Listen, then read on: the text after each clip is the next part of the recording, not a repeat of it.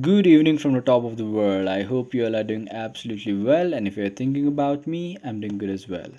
In this video, I'll teach you guys how to create an account on Upwork if you are going to work as a freelancer, if you have learned a new technique or new skills, and have gained some knowledge on a specific field.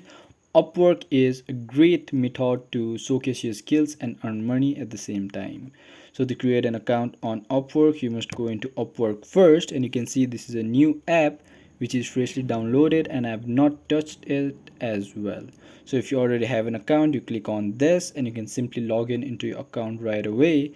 And if you don't have an account and are going to create it, you must click on this new to Upwork sign up.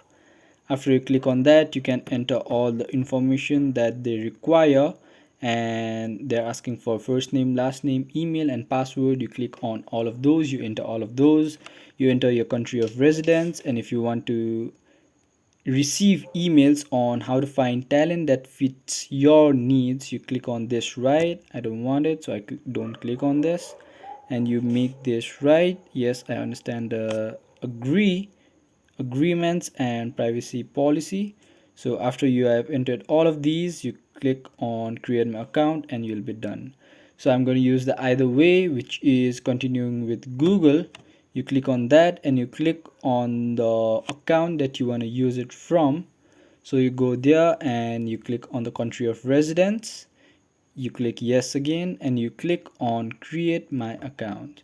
So after clicking on that, your account will be created in a matter of seconds, and you can use Upwork as a freelancer in no time. So you can see here your account has already been created, and you just need to answer some questions and you'll be set to go.